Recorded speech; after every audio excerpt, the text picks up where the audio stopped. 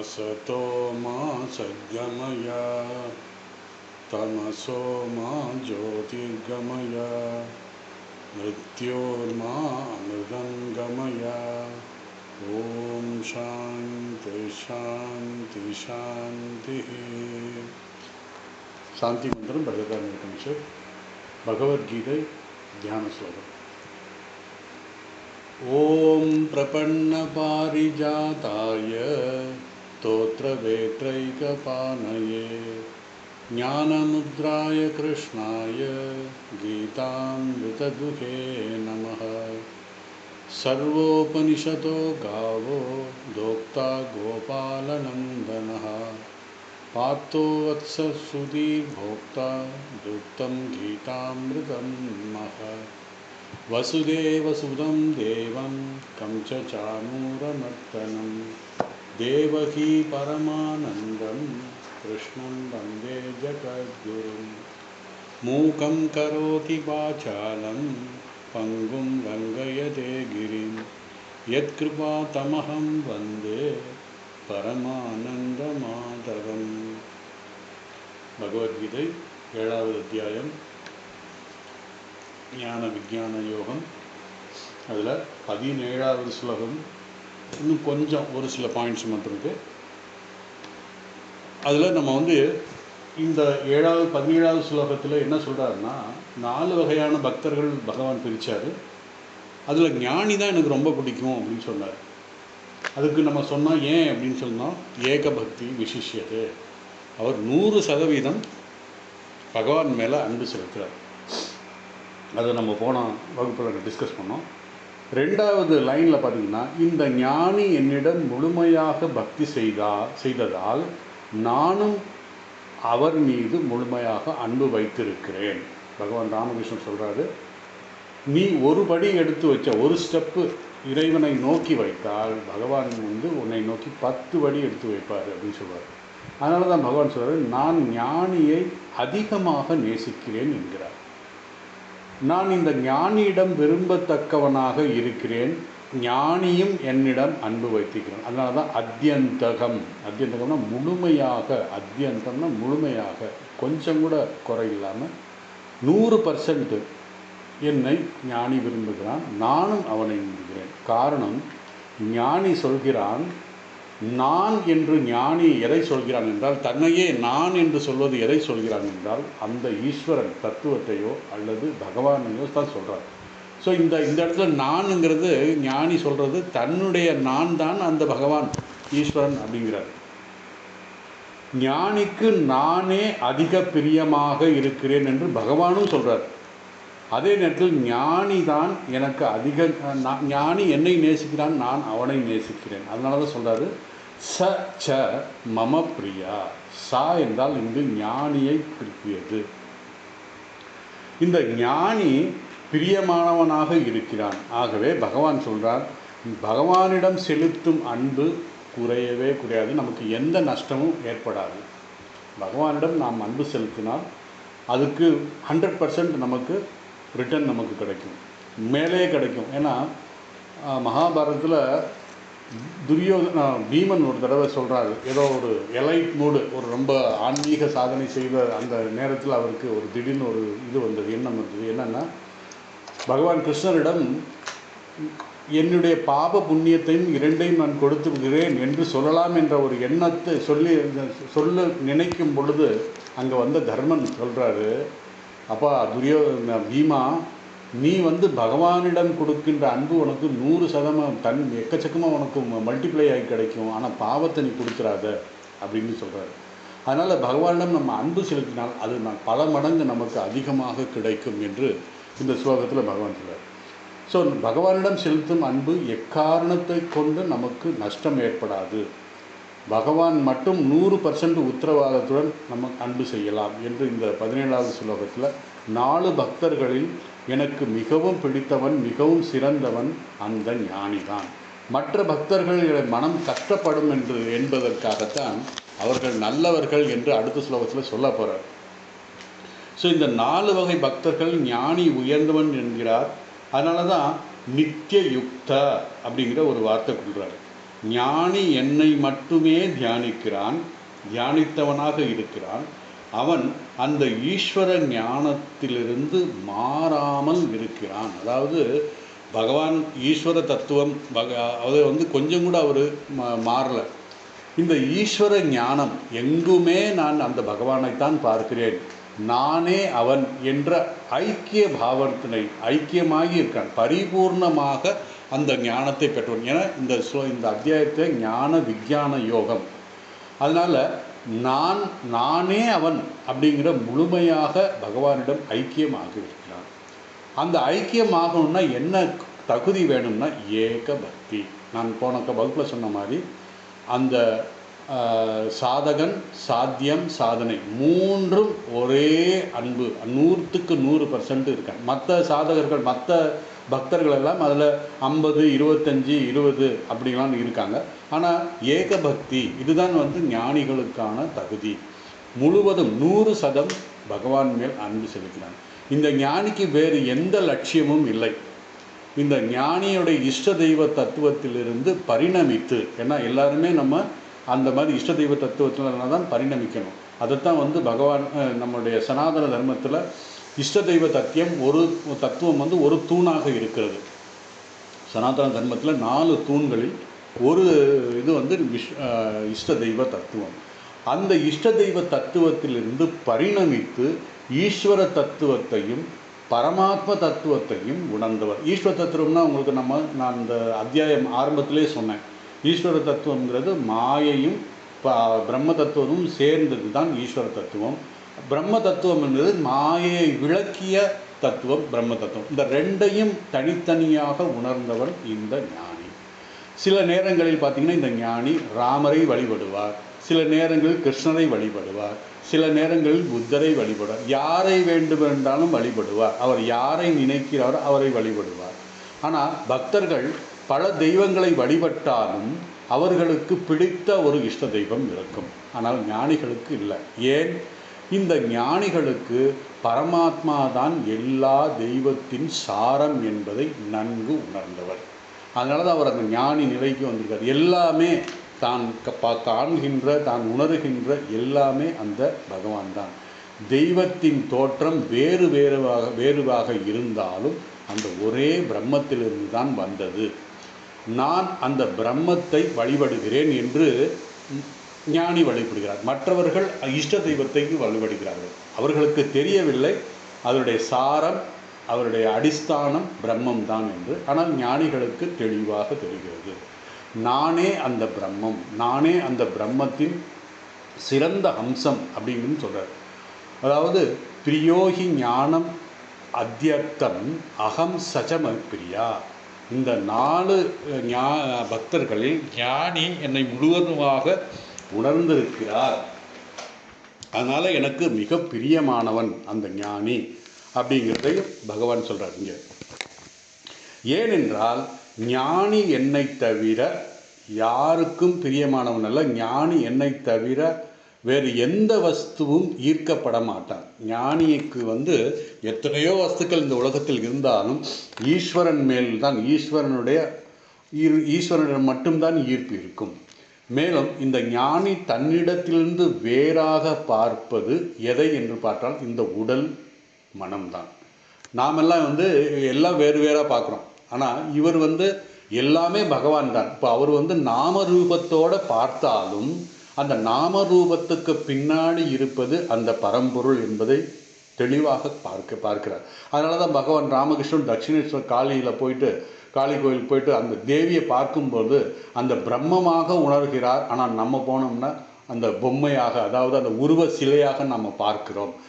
பகவான் அப்படி பார்க்கறதில்லை, ராமகிருஷ்ணன் அப்படி பார்ப்பதில்லை. ஸோ இந்த உபாதியை அவர் விட்டு அவர் இருக்க அந்த பிரம்மஸ்வரூபத்தை தான் பார்க்கிறார். இதற்கு உதாரணம் சைத்தன்ய மகாபிரபு. பகவான் ராமகிருஷ்ணன் அமுதமொழிகள் அடிக்கடி சொல்வார். சைத்தன்ய மகாபிரபுவை பற்றி பேசும்போது சொல்வார், சைத்தன்ய மகாபிரபு 3 நிலையில் இருப்பார்.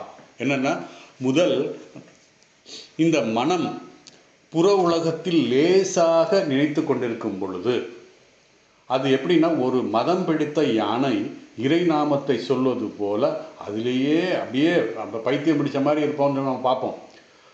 அப்படி இருப்பார். எப்படி இந்த புற உலகில் இந்த மனம் கொஞ்சம் இருக்கும்போது பைத்தியக்காரனாக ஒரு மதம் பிடித்த யானை போல் இறை நாமத்தை சொல்லிக்கிட்டு இருப்பார் அப்படின்னு சொல்லி. ரெண்டாவது, எப்பொழுது அவர் மனம் வெளியுலகில் இருந்து உள்முகமாக மாறுகிறதோ அப்பொழுது அவர் சமாதி நிலையில் இருப்பார். பகவான் மட்டுமே நினைத்து அவருடைய கண்களில் திவ்யமான தரிசனத்துடன் ஆனந்த கண்ணீரும் அவருக்கு வரும் அப்படின்னு சொல்வார் பகவான் ராமகிருஷ்ணன். மூணாவதாக, இந்த மனம் தாண்டி செல்லும் பொழுது இறைவனிடம் ஒன்றாகிவிடார். முதல் மனசு புற உலகில் இருக்கும்போது, ரெண்டாவது இந்த மனம் உள்முகமாக மாறும் பொழுது, மூணாவது இந்த மனம் தாண்டி, அதாவது நம்ம டெய்லி ஆரத்தி பாடும்போது பாடுறோம் மன வச்சன ஆதார் அப்படின்னு. ஏன்னா மனதையும் தாண்டி இருக்கிறது அந்த பரம்பொருள். அதனால் இந்த மனம் தாண்டி போகும்போது அந்த பிரம்ம நிலையை அவர் அடைகிறார். அதான் தத்துவமசி. தத்துவமசி என்றால் அந்த மகா வாக்கியத்தின் உண்மை பொருளை உணர்கிறார். நானே அவன் என்ற நிலையில் தன்னை மறந்து விடுகிறான் அவர். அதாவது அந்த சைத்தன்ய மகாபிரபுவுடைய நிலை, இந்த 3 நிலை வாரி வரும். இதைத்தான் நம்முடைய பகவான் ராமகிருஷ்ணன் சொல்றார். அனுமார்கிட்ட ராமர் கேட்கும்போது, நான் ஏற்கனவே பல தடவை சொல்லியிருக்கேன், ராமாயணத்தில் ராமர் அனுமான் என்னை எப்படி பார்க்கிறார் அப்படி பார்க்கும்போது 3 விஷயம் சொல்கிறார். தேக புத்தியா தாசோகம், நான் இந்த உடல் மனம் என்று நினைக்கும் பொழுது நான் உன்னுடைய சேவகன் தாசன் அப்படிங்கிறார். அதுக்கப்புறம் ரெண்டாவது சொல்கிறாரு, நான் இந்த ஜீவ புத்தியா, நான் ஒரு ஜீவன் என்று நினைத்தால் நீ பரமாத்மா ஜீவாத்மா, நான் உன்னுடைய அங்கம் என்று நினைத்து ரெண்டாவது மனிதர். மூணாவது ஆத்ம புத்தியா, நான் ஆத்மாவென்று நினைத்தால் துமேவாகம், நானே அவன் அப்படிங்கிற அந்த மடேசி சைத்தன்யம். இது என்னன்னா விசிஷ்டாத்வைதம் அத்வைதம், விசிஷ்டாத்வைதம் துவைதம், விசிஷ்டாத்வைதம் அத்வைதம், இப்படி படிப்படியாகத்தான் நாம் முன்னேறணும் அப்படின்னு சொல்றதுக்காகத்தான் இது சொல்றார். ஸோ கடைசி இந்த ஞானி நிலையில் அவர் அத்வைத தத்துவத்தில் போயிடுறாங்க அப்படிங்கிற மாதிரி சொல்றாரு. இப்படி இந்த 3 நிலையில் சைத்தன்ய மகாபிரபு இருப்பார். நாமும் இப்படி 3 நிலையில் பரிணமித்து கடைசியாக அந்த ஆத்மஸ்வரூபத்தை உணர வேண்டும். அதாவது ஞானி நிலை அடையும் போது எல்லாம் ஆத்மஸ்வரூபமாகத்தான் தெரியும் அப்படிங்கிறத சொல்லி இந்த 17வது ஸ்லோகத்தை முடித்து, இனி 17வது ஸ்லோகத்தில் ஞானி சிறந்தவன் அப்படின்னா அப்போ மற்ற பக்தர்கள் எல்லாம் கீழானவர்களா அப்படிங்கிற கேள்விக்கான பதில் பகவான் ரொம்ப நாசுக்க சொல்றாரு, உதார அப்படின்னு சொல்லி. ஸோ முதல் ஸ்லோகத்தை படிக்கிறேன். உதார சர்வ ஏவைதி ஞானி இத்தி ஆத்மைவ மேவ மதம் ஆஸ்தித சர்வஹி யுக்தாத்மா மாமேவ அனுத்தமம் கதி அப்படிங்கிறார். உதார சர்வேதி, அதாவது உதார அப்படின்னா எல்லோரும் அதாவது என்ன சொல்ல, எல்லோரும் நல்லவர்கள் அப்படிங்கிற உதார அப்படின்னு சொல்றாரு. உதார சர்வே இதி,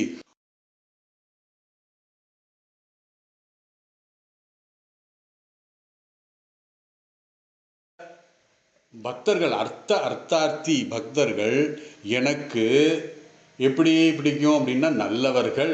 ஏன்? எல்லோரும் என்னுடைய குழந்தைகள், அவர்களெல்லாம் பரிணமித்து என்னையே அடைவார்கள் அப்படின்னு சொல்றாரு.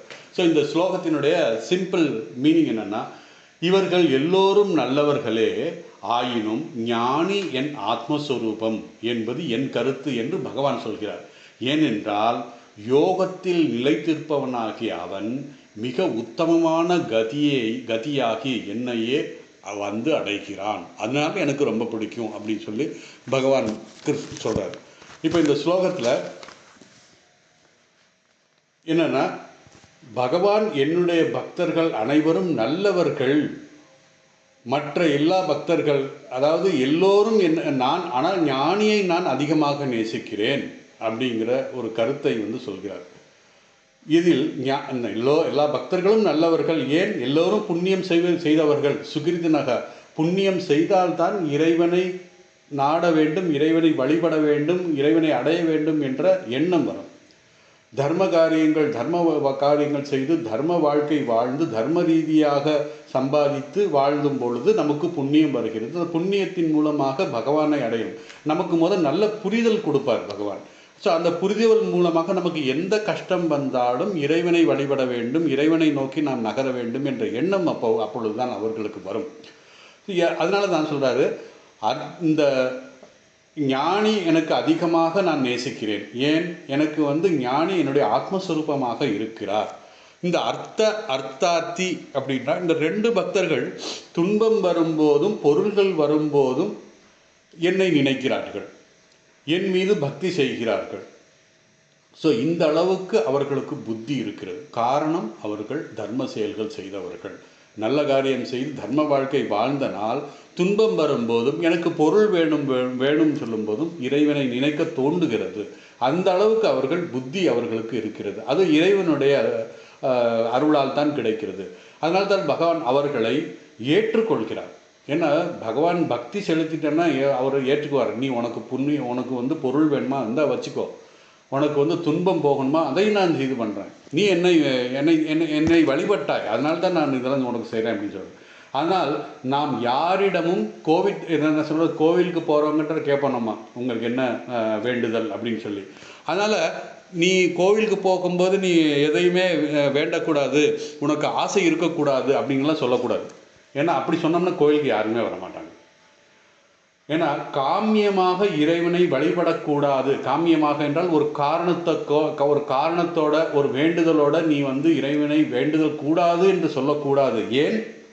பகவானே இந்த அர்த்தார்த்தி பக்தர்களை ஏற்றுக்கொள்கிறார். அதனால் நம்ம யாரையும் குறை சொல்லக்கூடாது. அவர்களுடைய நிலை அந்த நிலை, படிப்படியாக அவர்களும் மாறி போவார்கள். இந்த நிலையும் மாறும் அப்படிங்கிற ஒரு கதை ஒன்று இருக்குது. எப்படின்னா, ஒரு ராஜா, அந்த ராஜா மிக சிறந்த ராஜ்யம் ஆண்டுகிட்டு இருந்தார். அப்போது அவரை சந்திக்க சில மகான்கள், சில முனிவர்கள், சில ஞானிகள்லாம் வருவதுண்டு. அப்பப்போ ஒரு ஞானி வந்தார். அவர் அரண்மனையில் 3 நாள் தங்கினார். போகும் பொழுது அந்த ராஜா கேட்டார், எனக்கு ஏதாவது உபதேசம் பண்ணுங்க அப்படின்னு சொல்லி. அப்போது அந்த ஞானி சொன்னார், நான் உபதேசம் செய்வதை விட உனக்கு ஒரு விஷயத்தை எழுதி கொடுக்குறேன், அது நீ இப்போ பார்க்காத, உனக்கு நேரம் உனக்கு எம்ப கடுமையான கஷ்டம் வருதுக்கிறோ அப்போ நீ பார்க்கலாம் அப்படின்றார். சரின்னு சொல்லிட்டு ஒரு சின்ன காகிதத்தில் எழுதி கொடுத்து அவர் தன்னுடைய மோதிரத்தில் லாக் பண்ணி வச்சுக்கிறாரு. வச்சுக்கிட்டு அவர் இருக்கும்போது கொஞ்ச நாள் அப்படிங்கும்போது பக்கத்து நாட்டு அரசன் படையெடுத்துட்டு வர்றாரு. அது என்னமோ தெரியல, இவருடைய கொண்ட உதாசீனத்தினால என்னமோ தெரியல, படை முழுவதும் அந்த நாட்டை சுற்றி வளைச்சு இவருடைய நாட்டை அபகரிக்கிறார். அவரை நாட்டை விட்டு ஓட சொல்லிடுறாரு. நாட்டை விட்டு இன்னும் ஓடி போயிடு, இல்லைன்னா உன்னை கொண்டுருவேன்னு சொல்கிறார். ஸோ இவருக்கு வேறு வழி இல்லாமல் ஒரு குதிரையை எடுத்துகிட்டு நாட்டை விட்டு ஓடி போகிறாரு. ஒரு மலை பிரதேசம் வருது, அந்த மலை உச்சிக்கு போகிறாரு குதிரையில். அதுக்கு மேலே எங்கேயும் போக முடியாது, அந்த குதிரையில் அந்த பக்கம் போக முடியாது, கீழே விழுந்த வேண்டிதான். அப்படி இருக்கும்போது அங்கே நின்று அங்கே கீழே இருக்கிற மரத்தடியில் உட்காந்து பசி தாகம் எல்லாம் இருந்தது. பக்கத்தில் இருந்த காய்கனிகள்லாம் எடுத்து சாப்பிட்டாரு, கொஞ்சம் தண்ணியும் குடித்தார். அப்போது கொஞ்சம் ரிலாக்ஸ் ஆச்சு. கடுமையான என்ன சொல்ற துன்பத்தில் இருக்கார். ஏன்னா ராஜ்யம் அரண்மனையில் இருந்தவர். அப்போது திடீர்னு அவருக்கு அந்த ஞாபகம் வந்தது. அந்த ஞானி ஏதோ எழுதி கொடுத்தாரு அப்படின்னு சொல்லிட்டு அந்த மோதிரத்தை திறந்து பார்த்தாரு. இந்த நிலையும் மாறும் அப்படின்னு. அப்போ தான் அவருக்கு ஒரு உத்வேகம் வந்தது, உற்சாகம் வந்தது. இந்த நிலை மாறும். அப்போது அவர் அந்த பேலஸில் இருக்கும்போது, அந்த அரண்மனையில் இருக்கும்போது மிக ராஜபோக வாழ்க்கை வாழ்ந்த அந்த நிலையும் மாறி இந்த நிலைக்கு வந்திருக்கேன், இந்த நிலையும் மாறும். இது மாதிரி எல்லா நிலையும் மாறும். பகவான் சொல்கிறாரு, இந்த அர்த்தார்த்தி பக்தனுடைய நிலை மாறி கடைசி அவன் ஜிக்யாசு ஆவான். ஜிக்யாசு ஆகி கடைசி அவன் ஞானி ஆவான். ஞானி ஆவது தான் லட்சியம் அப்படிங்கிற மாதிரி சொல்கிறார். ஸோ இவன் இந்த அர்த்தார்த்தி பக்தனை பகவானை ஏற்றுக்கொண்டிருக்கிறார். எப்படியோ துயரம் வரும் பொழுது பொருள் வேணும் என்று நினைக்கும் போது என்னை நினைக்கிறானே அவன் என்று பகவான் சொல்லி அவனை ஆன்மீக பாதையில் கொண்டு செல்ல உதவுகிறார் பகவான். சிலருக்கு துயரம் வருகிறது. என்ன பண்ணுவான்? துயரம் வரும்பொழுது இப்போ நம்ம பார்க்குறோம், ஹையஸ்ட் சேல்ஸ் டாஸ்மார்க். ஏன் துயரம் வருது? பகவானை நினைக்கணும்னு நினைக்கல. அப்போ என்ன நிலைமையில் இருக்காங்க பாருங்கள். அவங்க இன்னும் இந்த அர்த்த பக்தன் கூட ஆகலை. அவங்க வந்து துஷ்கிருதினகா அப்படி இருக்காரு. அதனால எல்லாரும் இறைவனுடைய குழந்தைகள் தான். ஸோ அந்த துஷ்கிருதினகா இருக்கணும்னு புண்ணியம் இல்லாத காரணத்தினால் அவர்களுக்கு இப்படி போகிறாங்க. சிலர் பண கஷ்டம் வரும். அதனால் பிற நாடி ஜோக்கியர்களை எல்லாம் தாண்டாமல் அட்லீஸ்ட்டு லக்ஷ்மி தேவியிட டெய்லி பிரார்த்தனை செய்யலாம் அப்படின்னு சொல்லிட்டு பிரார்த்தனை செய்வாங்க. சில பேர் சொல்லுவாங்க 48 நாள் ஏதோ பிரார்த்தனை தொடர்ந்து செய்தால் அந்த பலன் பலித்தது, அந்த பிரார்த்தனை நடந்தது அப்படிங்கிற மாதிரி. ஸோ அது அப்படியாச்சும் இறைவனை நினைக்கிறார்களே. அதனால் நான் எல்லோருக்கும் அவர்கள் கேட்கின்ற பொருளும் கேட்கின்ற அவர்களுடைய துன்பத்தையும் நான் நீக்குகிறேன். நான் அவர்களை ஏற்றுக்கொள்கிறேன். காரணம் அவர்கள் என்னுடைய குழந்தைகள் அப்படின்னு சொல்லி. ஸோ இந்த புண்ணிய காரியங்கள், அதாவது சில காலம் தர்மப்படி வாழ்ந்து சம்பாதித்து தர்மப்படி வாழ்ந்த துயரத்தை போக்கிக் கொண்டால் அந்த அர்த்த பக்தன், அர்த்தார்த்தி பக்தன் பரிணமித்து பிறகு அவன் ஜிக்யாசு ஆகிறான். ஜிக்யாசுவாக பரிணமித்துகிறான். கடைசியில் அவனே ஞானி ஆகி விடுகிறான் அப்படிங்கிறது சொல்கிறாரு. ஸோ அதனால் யாரையுமே நாம் குறை சொல்லக்கூடாது. அன்னி சுலோகத்தில் பார்த்தோம்னா உதார சர்வ அப்படின்னு ஏவைதி அப்படின்னு இருக்கு. உதார என்றால் நல்லவர்கள், உயர்ந்தவர்கள், மேலானவர்கள். ஏன் அவர்கள் மேலானவர்கள்னா சர்வம். ஏன் சர்வம்னா இந்த இடத்துல சர்வ ஏவ ஏதே அப்படின்னு இருக்கு. இந்த இடத்தில் ஏதே என்றால் அந்த 3 பக்தர்கள், அதாவது அர்த்த பக்தன், அர்த்தார்த்தி பக்தன், ஜிக்யாசு. அர்த்த பக்தன் எனக்கு துன்பம் வரும்போது மட்டும்தான் நினைக்கிறான். அப்புறம் அர்த்தார்த்தி பக்தன் பொருள் வேண்டும் அப்படின்று என்னை வழிபடுகிறான். ஜிக்யாசு மனித வாழ்க்கையின் லட்சியத்தை அடையணும், நான் மோட்சம் அடையணும், எனக்கு எதுவுமே வேண்டாம் அப்படிங்கிற 3 பக்தனும் நல்லவர்களே.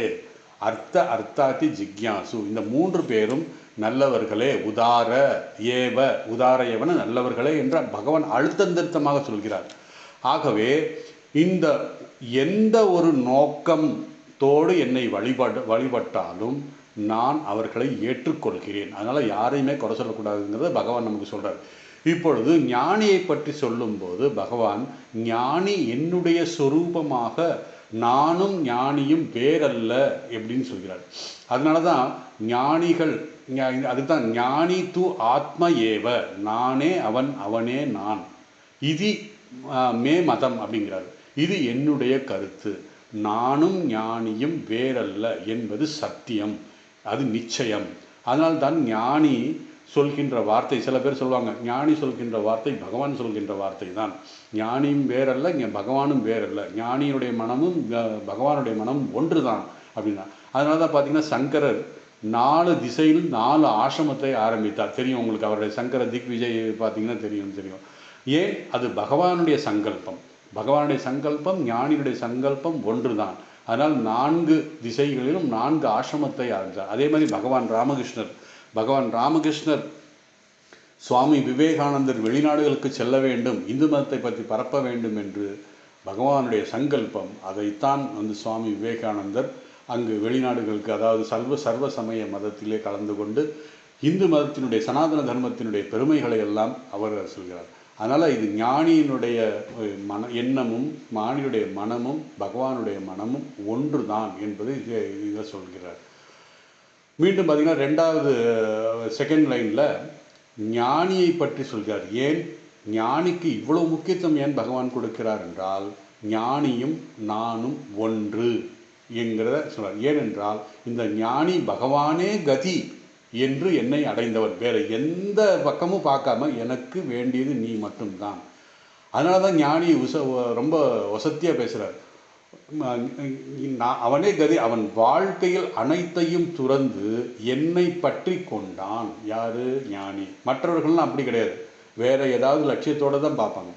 அதனால தான் ஆஸ்திதகன்னு எடுத்துக்கொண்டான், என்னை சார்ந்து இருந்து கொண்டான். எதை சார்ந்து இருக்கிறான் என்றால் மாம் ஏவ, என்னையே சார்ந்து இருக்கிறான். அவன் இவர் எதுவுமே தர, அவனுக்கு சாப்பாடு தண்ணி, இந்த ஞானிக்கு எதுவுமே தேவையில்லை. தேவை என்னன்னா அவரெல்லாம் பகவான் பார்த்துக்குவார்.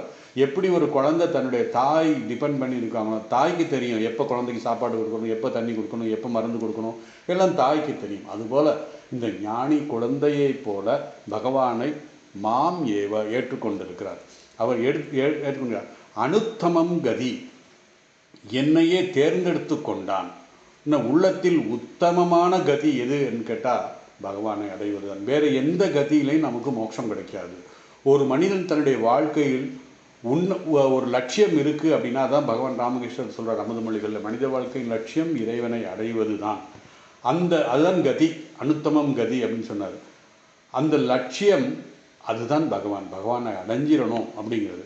இப்படிப்பட்ட லட்சியத்தை எடுத்துக்கொண்ட காரணத்தினால்தான் என்னை அடைய வேண்டும் என்பதால் அனுத்தமம் என்றால் இதற்கு மேல் ஒன்றுமே இல்லை.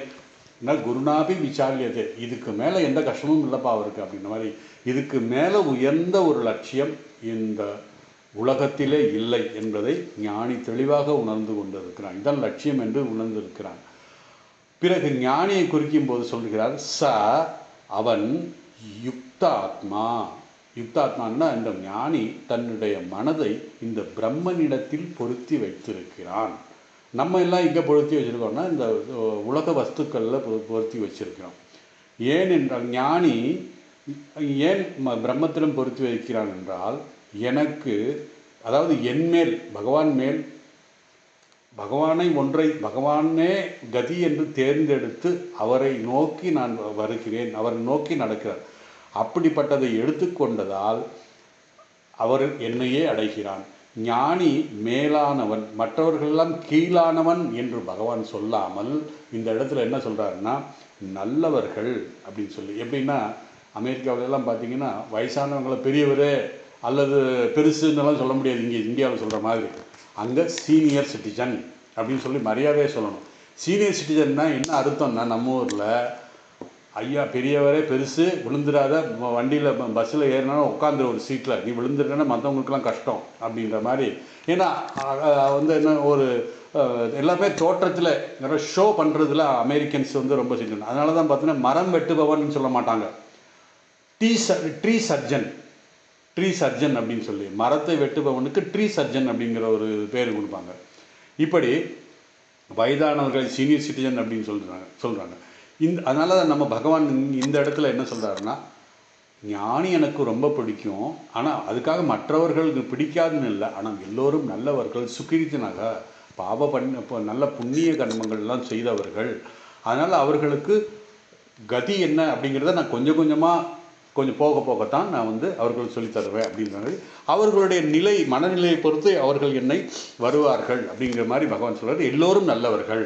இந்த அர்த்தார்த்தி பக்தன், ஜிக்யாசு, இது பரிணமித்து கடைசி அவன் ஞானி ஆகிறான் அப்படின்னு சொல்லி பகவான் ஞானி மிக எனக்கு ரொம்ப பிடித்தவன் ஞானி அப்படிங்கிற சொல்கிறார்.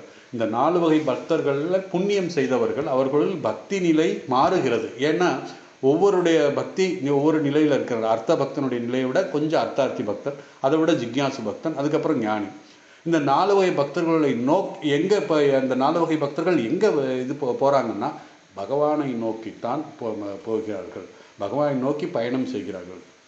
இந்த இடத்துல அவர்களுடைய தூரம், அதாவது அர்த்த பக்தனுடைய தூரம் அதிகம், அர்த்தார்த்தி பக்தனுடைய கொஞ்சம் குறைவு அப்படின்னு சொல்லி, தூரம்ன்றது கிலோமீட்டர் கணக்கு கிடையாது. இந்த இடத்துல அவர்களுடைய புரிதலை வைத்து தான் பகவான் சொல்கிறார்.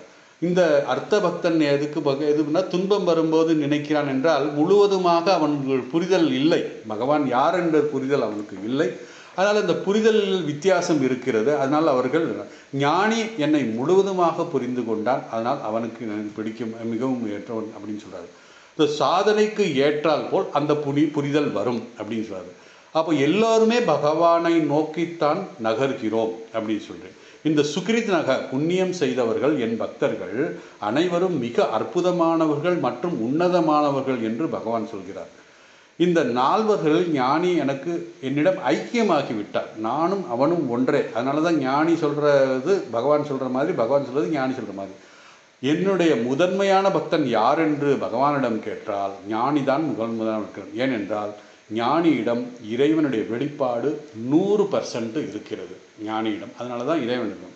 இதை புரிஞ்சுக்கணும்னா பகவான் ராமகிருஷ்ணன் அமுதமொழிகளில் பார்த்தீங்கன்னா தெரியும். பகவான் ராமகிருஷ்ணர் பக்தர்களுடன் பேசி கொண்டிருப்பார்.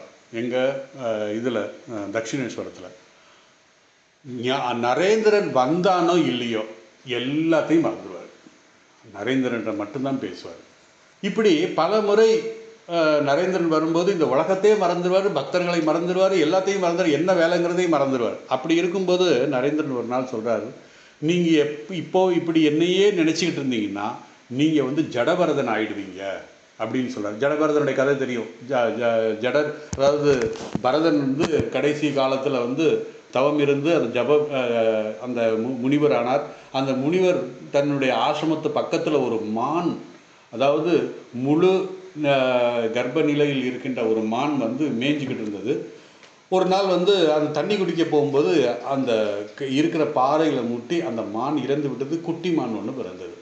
அந்த மான் மேல் இந்த முனிவர் பரிதாபப்பட்டு இறக்கப்பட்ட அந்த மானையே நினைத்து கொண்டு கடைசியாக அவர் உயிரிட்ட நாள் அவர் அடுத்த ஜென்மத்தில் மானாக பிறந்தார். அதனால ஜடபரதர் அப்படின்னு சொல்லி அந்த கருத்தை தான் நரேந்திரர் சொல்றார். நீங்கள் கடைசி என்னையே நினைத்து கொண்டிருப்பதால் நீங்கள் ஜடபரதர் ஆகப் போகிறீர்கள் என்று சொன்னோன்னே குருதேவருக்கு பயங்கர குழப்பமாயிடுச்சு. அவர் ஒரு குழந்தை மாதிரி தான். இந்த ஞானியம்மை சொன்ன மாதிரி குழந்தை அம்மாவை முழுவதும் நம்பி இருக்கிறார் இந்த பகவான் ராமகிருஷ்ணன்.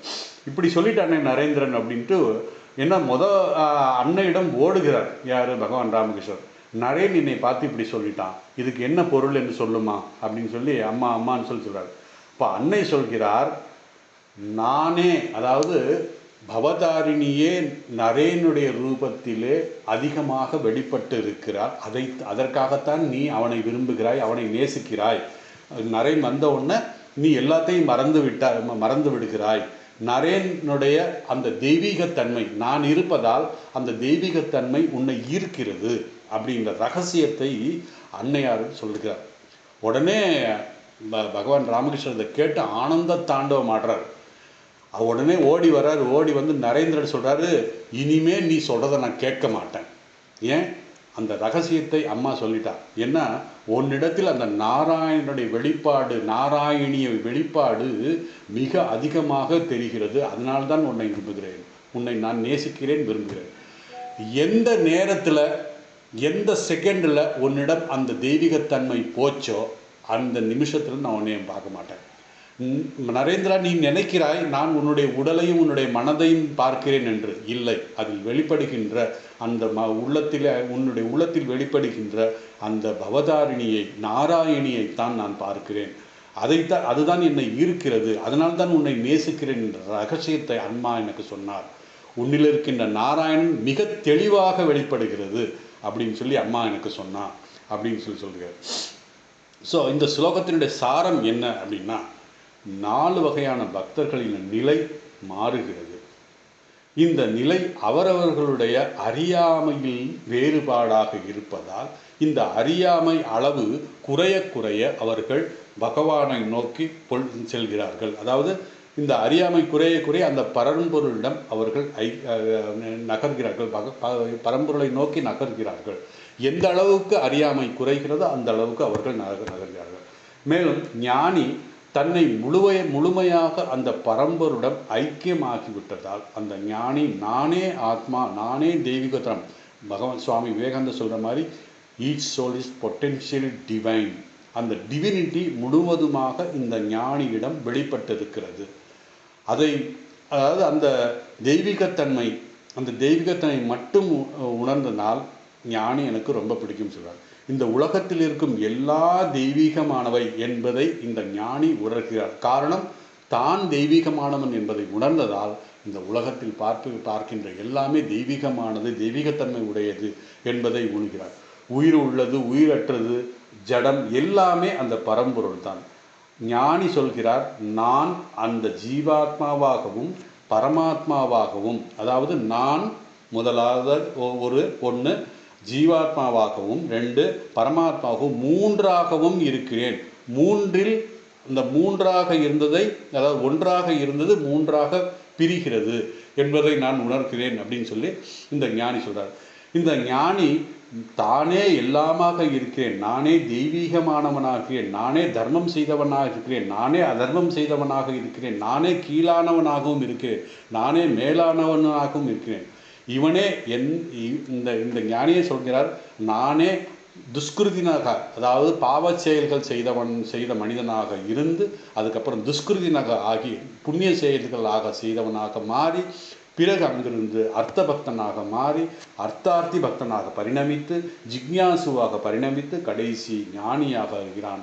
கடைசி இந்த உண்மையை, அதாவது உள்ளதை உள்ளபடி உணர்ந்த தத்துவவித் மகாபாகு, அந்த உள்ளதை உள்ளபடி உணர்கின்ற அந்த நிலை ஞானிக்கு வருகிறது. ஞானியின் கண்களை திறந்தாலும் மூடினாலும் எல்லா இடத்திலும் அந்த பரம்பொருளையே பார்க்கிறான். அவருக்கு எந்த வித்தியாசமும் தெரியல, எல்லாம் அந்த பரம்பொருள். அப்போ என்ன ஆச்சுன்னா, அந்த நம்ம பார்க்கின்ற இந்த தோற்றமாக இருக்கின்ற இந்த சேரு, இந்த பெஞ்சு, இந்த இது எல்லாமே நமக்கு தோற்றத்தில் பெஞ்சாக தோன்றாலும் அது பரம்பொருளாக அவருக்கு ஞானிக்கு தெரிகிறது. அதனால் பகவான் ராமகிருஷ்ணரிடம் போயிட்டு நம்ம ஏதாவது ஒன்று கொடுத்து இது என்னன்னு கேட்டிங்கன்னா, அது பொருள் வஸ்து சொல்ல மாட்டார், இது பவதாரிணி அப்படின்னு சொல்லுவார். காரணம், நம்ம பார்க்கின்ற இப்போ இந்த ஃபோனை பார்த்தா அவர் பவதாரிணி தான் சொல்லுவார், நம்ம பார்த்தா அது தெரியாது நமக்கு. காரணம் என்னன்னா, அதில் உள்ள அந்த உட்பொருள், அந்த சாரம் என்ன என்பதை பகவான் உணர்கிறார், அதைத்தான் அவர் சொல்கிறார். அதனால் இவருக்கு இந்த ஜெகத் மித்யாங்கிற ஒரு கான்செப்டே இல்லாமல் போயிடுது. ஜெகத் மித்யாங்கிறது நமக்கு தெரியுது. இப்போ நம்ம சொல்கிறோம் நாமரூபத்தில், பரம்பொருளே நாமரூபத்தில் வந்திருக்கிற என்ற உண்மையை இந்த ஞானி உணர்ந்திருக்கிறார். ஆனால் நம்ம அப்படி உணரலை. இந்த நாம ரூபத்தில் இருக்கிறது தான் சத்தியம் அப்படின்னு நினைக்கிறது. அதைத்தான் துரியானந்தர் சொல்கிறார் கடைசி அவருடைய புரிதலில். என்ன சொல்கிறாருன்னா, ஜெகத் சத்தியம் பிரம்ம சத்தியம். முதல் ஜெகத் சத்தியம் மித்யா பிரம்ம சத்தியம் சொன்னார். அதுக்கப்புறம் ஜெகத் சத்தியம் பிரம்ம சத்தியம் அகம் சத்தியம் அப்படிங்கிறார். இந்த நிலையை கடைசி அவர் அடைகிறார் அப்படின்னு சொல்லி துரியானந்தருடைய வாழ்க்கை வரலாறு இருக்குது. எப்போது நாம் இந்த ஞான நிலையை அடைவோம் அப்படிங்கிற ஒரு கேள்வி நமக்கு வரும். எப்போ நம்ம அடைவோம் என்றால், அதாவது ஜிக்யாசு ஆனதுக்கப்புறம், அதாவது மனித இந்த உலகத்தில் ஒன்றுமே கிடையாது, எதுவுமே எனக்கு சாஸ்வதமான புரிதலையோ இன்பத்தையோ ஆனந்தத்தையோ கொடுக்க முடியாது, இந்த உலகம் வெறும் தோற்றம்தான் அப்படின்னு எனக்கு பகவான் தான் வேணும் என்ற ஜிக்யாசு நிலைக்கு வந்த அந்த சாதகன் மேலும் ஆன்மீக சாதனை செய்து அவன் ஞானி ஆக வேண்டும். இதுதான் கான்செப்ட். இந்த ஜிக்யாசு நிலையில் பகவானே ஒரு சத்குரு அவருக்கு அனுப்புவார். பகவான் ரூபத்தில் ஒரு சத்குரு வருவார். அந்த சத்குரு சாதனை எப்படி செய்ய வேண்டும், இந்த சாதகன் எப்படி சாதனை செய்ய வேண்டும் என்று உபதேசங்கள் செய்து பக்தியுடன் நேர்மையுடன் அந்த குரு சொன்ன ஞான குரு சொன்ன அந்த வழியை பின்பற்றி ஞான நிலையை அடைவான். நாம் ஒவ்வொருவருக்கும் அந்த சத்குரு நமக்கு கிடைக்கும் என்று சொல்கிறார். நம்முடைய ஆன்மீக நிலையை அறிந்து அதற்கு ஏற்றாற்போல் நமக்கு உபதேசம் செய்து மேலும் நம்ம ஞானியாகும். அதாவது நம்முடைய நிலையை உணர்ந்து அதற்கேற்ற உபதேசங்கள் செய்து நாம் முன்னேற வேண்டும். இதற்கு பல ஜென்மங்கள் ஆகும். அதனால தான் நம்முடைய சனாதன தர்மத்தில் பகூனிமா ஜென்மானி தவ அர்ஜுனா, அதாவது 4வது அத்தியாயத்தில் பகவான் அர்ஜுனன் கேட்குறாரு, இவம் விவஸ்வதே யோகம் புரோக்தவான் அகம் அவ்யயம் அப்படின்னு சொன்னார். பகவான் சொல்கிறாரு, அர்ஜுனா, நான் இன்னைக்கு உனக்கு சொல்கிற அந்த யோகம்தான் அன்னைக்கு அந்த சூரிய பகவானுக்கு நான் சொன்னேன் அப்படின்னு சொல்கிறாரு. இதை கேட்ட அர்ஜுனனுக்கு, என்னப்பா அது, என்னை விட 2 வயசு மூத்தவன் தான் நீ, என்னுடைய அத்தை மகன் நீ, உனக்கு எப்படி நீ எப்படி சூரிய பகவானுக்கு நீ உபதேசம் செய்ய முடியும் அப்படின்னு சொல்லும்போது சொல்கிறாரு, பகூனிமே ஜென்மானி தவ அர்ஜுனா தானகம் வேத்தி சர்வாணி நத்வம் வேத்த பரந்தபா. உனக்கும் எனக்கும் பல ஜென்மங்கள் இருக்கிறது என்பதை பகவான் அந்த ஸ்லோகத்திலே சொல்லிட்டார். அதனால் நம்ம சனாதன தர்மத்தில் பிறவிகள் இருக்கிறது, பல ஜென்மங்கள் இருக்கிறது. ஞான சம்பந்தம் சொல்கிற மாதிரி புல்லாய் பூடாய் புழுவாய் மரமாகி பல்விருகமாகி இத்தனை ஜென்மம் ஜடமாக, அதாவது இன்ஆர்கானிக். இப்போ தான் சயின்டிஸ்ட் சொல்ல ஆரம்பிச்சிட்டாங்க, இன்ஆர்கானிக் ஆர்கானிக்காகும், ஆர்கானிக்லேருந்து ஒன் செல் அனிமல் ஆகும், அதுலேருந்து பரிணித்து கடைசி அதோடைய பரிணாமம் முழு பரிணாமம் எங்கே அடையும்னா அந்த மனித ஜென்மத்தில் தான் அடையுது அப்படின்னு சொல்லி ஞானிகள் இப்போ சொல்கிறாங்க. அறிஞர்கள், அறிவெளி அறிஞர்கள் இப்போ சொல்கிறாங்க. ஆனால் நமக்கு பல ஆண்டுகளுக்கு முன்னாடி, பல கோடான கோடி ஆண்டுகளுக்கு முன்னாடி இதெல்லாம் சொல்லிட்டாங்க. ஸோ இப்படி பரிணமித்த பல ஜென்மங்கள் ஆன பிறகு, நமக்கு பரிபக்குவம் அடைந்த பிறகு நாம் இந்த ஞான நிலையை அடைவோம். அதனால் நம்முடைய எந்த பிறப்பும் வேஸ்ட்டுன்னு நம்ம நினைக்க வேண்டாம். அந்த பிறவியில் நமக்கு எந்த அளவுக்கு நமக்கு பகவான் சந்தர்ப்பம் கொடுக்கிறார்களோ அந்த அளவுக்கு நாம் எடுத்து இனி அடுத்த பிறவி அதுலேருந்து தொடங்கும். ஆனால் சில பேர் இந்த நம்ம செமஸ்டர் எழுதும்போது, நான் இந்த செமஸ்டர் சரியாக படிக்கலை, இதை சேர்த்து அடுத்த செமஸ்டரில் படிச்சிடலாம் அப்படின்னு எழுதிடலாம் எக்ஸாம் அப்படின்னு நினைக்கிறோம். ஆனால் அது கடைசி அந்த செமஸ்டரில் என்ன ஆகுங்கிறது அப்போ தான் தெரியும். அதனால் எல்லா சந்தர்ப்பத்தையும் பகவான் நமக்கு பல சந்தர்ப்பங்களை கொடுக்கிறார், பல ஜென்மங்களை கொடுக்கிறார். அந்த ஜென்மத்தின் மூலமாக நாம் பரிபக்குவம் அடைந்து அந்த ஞான நிலையை அடைய வேண்டும். அதனால் எந்த ஜென்மமும் நமக்கு வேஸ்ட் இல்லை. வேஸ்ட்டுன்னு சொல்ல முடியாது. நம்முடைய புரிதலை மேம்படுத்துகிறார் பகவான். ஒவ்வொரு ஜென்மத்தில் இருந்து நமக்கு நம்முடைய புரிதலை நல்லா இம்ப்ரூவ் பண்ணிக்கிட்டு இருக்காரு. அவருடைய அருள் மூலமாகத்தான் நமக்கு சரியான புரிதல் வரும்.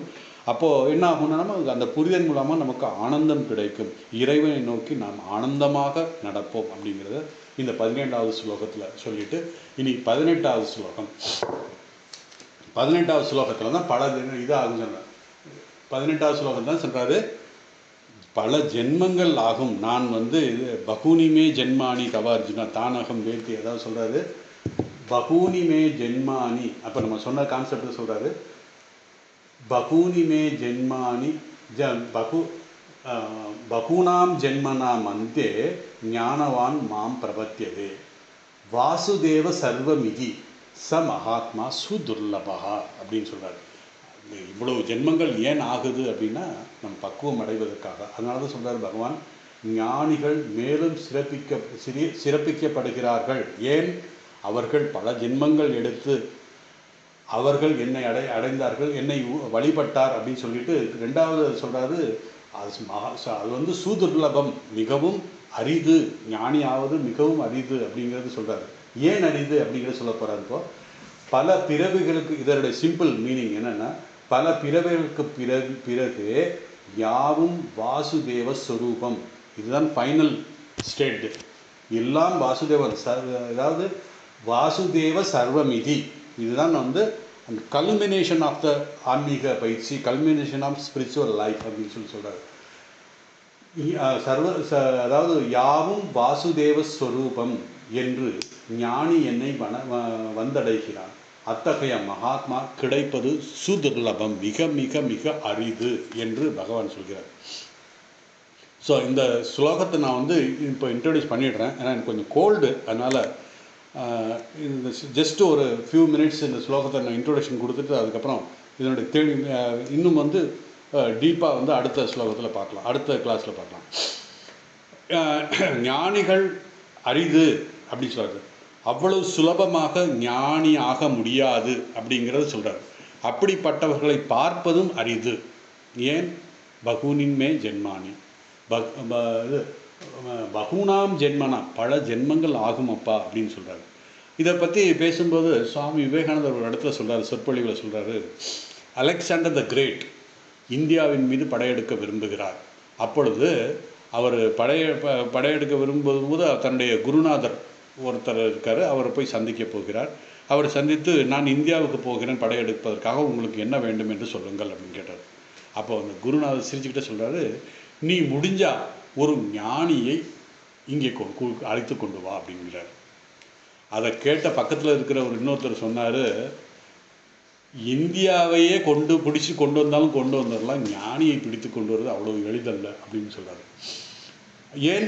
ஞானிகள் எப்படி இருப்பார்கள், எப்படி ரொம்ப அலட்சியமாக யாராக இருந்தாலும் சரி, நீ பெரிய பணக்காரனாக இருந்தாலும் சரி, பெரிய ராஜாவாக இருந்தாலும் சரி, ரொம்ப ரொம்ப அலட்சியமாக தான் அவங்க பார்ப்பாங்க. காரணம் அவருக்கு எல்லாமே அந்த பிரம்மமாகத்தான் தோன்றுகிறது அப்படிங்கிறதுக்காக தான். ஸோ இதை நம்ம பார்த்துருக்கோம். அந்த அலெக்சாண்டர் த கிரேட் இந்தியாவுக்கு வந்ததுக்கப்புறம் தன்னுடைய தங்கும் இடத்தில் ஒரு இடத்துல தங்கியிருந்தார். தங்கி இருக்கும்போது அவர் பார்த்தார், அதுக்கு ஒரு குளிர் பிரதேசம். அங்கே தங்கியிருக்கும்போது, தன்னுடைய பாசறையில் தங்கியிருக்கும்போது யாரோ சொன்னாங்க, ஒரு ஞானி ஒருத்தர் அங்கே இருக்கார் அப்படின்னு சொல்லி. உடனே அலெக்சாண்டர் இந்த வாளையும் இதையும் எடுத்துகிட்டு அப்படியே போகிறாரு. ரொம்ப கம்பீரமாக அவர் முன்னாடி போய் நிற்கிறார். பார்த்து ஞானியை பார்க்குறாரு. பார்த்துட்டு, உங்களுக்கு என்ன வேண்டும் அப்படின்னு கேட்குறாரு. ஞானி சிரிச்சுக்கிட்டே சார், நீ கொஞ்சம் தள்ளி நில்லப்பா, கொஞ்சம் வெயில் வரட்டும்னு சொல்லி நான் இங்கே உட்காந்துருக்கேன், நீ அதை மறைச்சி நேரம் எனக்கு முன்னாடி ஒரு பெரிய மாதிரி நிற்கிறிய, மரம் மாதிரி நிற்கிறிய அப்படின்னு சொல்கிறார். இதை பார்த்தோன்னா அலெக்சாண்டருக்கு ரொம்ப இதாகிடுச்சு. என்னடா அது கொஞ்சம் கூட பயமில்லாமல் பேசுகிறார் அப்படின்னா. அப்போ அலெக்சாண்டர் கொஞ்சம் என்ன பண்ணார், நான் உங்களை எங்களுடைய நாட்டிற்கு அழைத்து செல்கிறேன், நீங்கள் வாருங்கள் அப்படின்னு சொல்கிறார். அதுக்கு ஞானி சிரிச்சுக்கிட்டே சொல்கிறாரு, இங்கே பாரு, இங்கே இருக்கிற மரங்கள் எனக்கு காய்கனிகள் தருகிறது, இங்கே இருக்கின்ற நதி எனக்கு நீர் தருகிறது, நான் எதுக்கு அங்கே வரணும்? நான் வரமாட்டேன். அப்போ கோபம் வந்து அதிகமாகிடுச்சு. சொன்னார், நான் உங்களை கொன்று விடுவேன் அப்படின்னு சொல்கிறார். சொல்லும்போது அவர் சொல்கிறாரு, இது வரைக்கும் நீ ஒழுங்காக தான் பேசுகிறேன், ஏன் இப்போ முட்டாள்தனமாக பேசுகிற நீ என்னை கொல்ல முடியாது.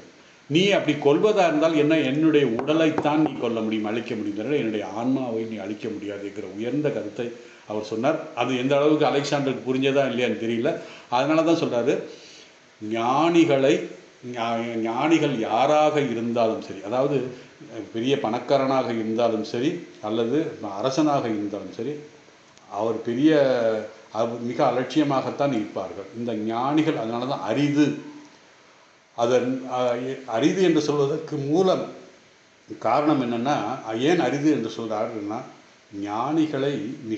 ஞானிகள் ஆக வேண்டும் என்றால் மிக கவனமாக இருக்க வேண்டும். ஞானிகள் மிக மிக முயற்சியுடன் தான் நம்ம அந்த ஞான நிலை அடைய முடியும் என்பதற்காகத்தான் ஞானி அரிது, பார்ப்பது மிகவும் கடினம் அப்படிங்கிறது சொல்கிறாரு. பல ஜென்மங்கள் ஆகலாம். அதற்காக ஒவ்வொரு ஜென்மத்திலும் நாம் பரிபக்குவம் அடைந்து கடைசியாகத்தான் இந்த ஞான நிலையை அடைய முடியும். ஆகவே ஞானி என்பது சுதுர்லபம். ஏற்கனவே நம்ம ஒரு ஸ்லோகத்தில் பார்க்கின்ற மனுஷியானாம் சகஸ்ரேஷு கச்சித் எததி சித்தையர், அதாவது கோடிக்கணக்கான மக்கள் ஒருவனோ 2 பேரோ என்னை அடைய முயற்சி செய்கிறார்கள். அப்படி முயற்சி செய்தவர்களில் கோடிக்கணக்கான மக்கள் அப்படி முயற்சி செய்தவர்கள் ஒருவனோ 2 பேரோ என்னை வந்து அடைகிறார்கள். ஸோ அவ்வளோ ஒரு துர்லபமான ஒரு விஷயம் ஞானிகள். சுதுர்லபம் அப்படின்னு சொல்கிறார். சுதுர்லபம்ன்ற மிக மிக அரிது. ஞானம் அடைவது மிக மிக அரிது. ஏனென்றால் இந்த ஞானி, நான் சொன்ன மாதிரி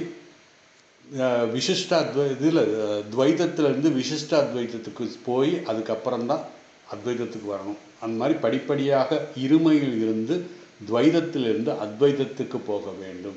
மேலும் நம்முடைய மனம் பக்குவம் அடைய பல காலம் ஆகும். ஏன்னா ஒரு நாளில் நமக்கு ஆயிடாது. அது ஒவ்வொரு ஜென்மத்திலும் சிறிது சிறிது பக்குவம் அடைந்து அதனுடைய போக்கு எங்கே இருக்கும் அப்படின்னா அந்த ஞான நிலை அடைவதற்காக அதனால் நம்ம ரொம்ப பொறுமையாக இருக்க வேண்டும். ஒரே நாளில் வந்து பரிபக்குவம் ஆகிவிட முடியாது. அப்படி ஒரே நாள் பரிபக்குவம் ஆகிவிட்டால் ஒரே நாளில் அது போய்விடும். ஏன்னா பகவான் ராமகிருஷ்ணன் சொல்வார், மசான வைராக்கியம் அப்படின்னு சொல்லிட்டு. யாரோ சொந்தக்காரன் இறந்து போயிட்டார், திடீர்னு இறந்து போயிட்டார். அதனால் போயிட்டு அவர் அது என்ன சம்பாதிச்சு என்ன பண்ண, எல்லாம் செஞ்சால் கடைசி அனுபவிக்காமல் போயிட்டானே அப்படின்னு சொல்லிட்டு ரொம்ப அவர் மேலே எல்லாம் வைராக்கியமாக வந்துடுவார் அவர். அதாவது அந்த என்ன சொல்கிறது, மசான வைராக்கியம். அவருக்கு எல்லாமே மசானம் தான். அங்கே அந்த ஈம சடங்கு முடிச்சுட்டு அந்த நதியில் ஒரு முழுக்கு போட்டுட்டு வீட்டை போய் சூடாக ஒரு காஃபி சாப்பிட்டா எல்லாத்தையும் மறந்துடுவார். காரணம் என்னென்னா இதுதான் மசான வைராக்கியம். வந்ததும் தெரியாது, போனதும் தெரியாது. அதனால் அப்படிப்பட்ட வைராக்கியம் வந்து எவ்வளோ சீக்கிரம் வருமோ அவ்வளோ சீக்கிரம் போயிடும். ஆனால் இந்த ஞானிகளுடைய வைராக்கியம் பல ஜென்மங்கள் இறுதியில் தான் ஞானவான் மாம் பிரபத்தியதே, ஞானத்தில் உயர்ந்தவன் என்னை வணங்குகிறான், நிர்குண பிரம்மமாக நினைத்து என்னை வணங்குகிறான் அப்படிங்கிறார். ஸோ அதுக்கு நமக்கு அந்த பரிபக்குவம் வரணும்.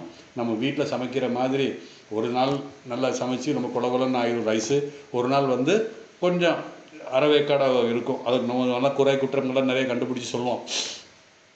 ஸோ இது எப்படி நல்ல பரிபக்குவமாக எப்பொழுது ஆகிறதோ அப்பொழுது தான் நீ ஞானி ஆவாய். அதனால் அப்படிப்பட்ட பரிபக்குவமான ஞானிகளை பார்ப்பது மிக மிக அரிது. அதனால தான் இது வந்து சுதுர்லபம். வாசுதேவ சர்வமிதி தான் லட்சியம். அது ஆகுவதற்கு மகாத்மா சுதுர்லபா. இது இந்த மகாத்மா, இந்த மாதிரி ஒரு மகாத்மாக்களை பார்ப்பது மிக மிக அரிது அப்படின்னு சொல்லி பகவான் சொல்கிறாரு. ஏன்னா நம்ம கண்ணுக்கு தெரியாது. அவங்க இப்போ நிறைய பேர் இப்போ இது சொல்கிறாங்க, திருவண்ணாமலையிலலாம் நிறைய மகான்கள் இருக்கிறார்கள், நம்ம கண்ணுக்கு தெரியாமல் சில யோகிகள் ஞானிகள் எல்லாம் இருக்காங்க அப்படின்னு சொல்கிறாங்க. ஆனால் நமக்கு தெரியாது. காரணம் நம்மளுடைய மனம் முழுவதும் எந்த வஸ்து எதை பார்க்குறது, எது நமக்கு கண்ணு பறிக்கிறதோ அதை தான் நம்ம பார்ப்போம். அதனால் நம்ம வந்து வஸ்துவை தான் பார்க்குறோம்.